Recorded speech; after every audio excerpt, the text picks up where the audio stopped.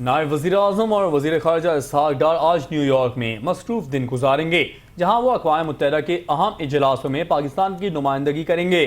نائب وزیر اعظم اقوام متحدہ کے سیکرٹری جنرل اور جنرل اسمبلی کے صدر سے اہم ملاقاتیں بھی کریں گے، جن میں عالمی اور علاقائی امور پر تبادلہ خیال متوقع ہے۔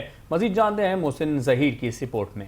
پاکستان کے نائب وزیر اعظم اور وفاقی وزیر خارجہ senator Ishaq Dar new York پہنچ گئے ہیں۔ نیو یارک آمد پر اقوام متحدہ میں پاکستان کے مستقل مندوب عاصم افتخار احمد اور واشنگٹن میں پاکستانی سفیر رضوان سعید شیخ نے وزیر خارجہ کا استقبال کیا۔ اسحاق ڈار اقوام متحدہ کی سلامتی کونسل کے اہم اجلاسوں کی صدارت کریں گے۔ واضح رہے کہ جولائی کے مہینے میں سلامتی کونسل کی صدارت کی ذمہ داری پاکستان کے پاس ہے۔ اسحاق ڈار 2 ریاستی حل کے حوالے سے سعودی عرب اور فرانس کی میزبانی میں ہونے والی کانفرنس میں بھی شریک ہوں گے اور پاکستان کی نمائندگی کریں گے۔ اسحاق ڈار نیو یارک میں مصروف دن گزاریں گے۔ وہ اقوام متحدہ کے اعلیٰ سطحی سیاسی فورم برائے پائیدار ترقی کے وزارتی اجلاس میں پاکستان کی نمائندگی کریں گے۔ نائب وزیر اعظم اقوام متحدہ کے سیکرٹری جنرل اور جنرل اسمبلی کے صدر سے بھی اہم ملاقاتیں کریں گے۔ نیو یارک کے بعد Ishaq Dar Washington D C بھی جائیں گے، جہاں پاکستانی سفارتخانے کے مطابق وہ اہم اور 2 طرفہ ملاقاتیں کریں گے۔ نائب وزیر اعظم امریکہ میں 1 ہفتہ گزاریں گے۔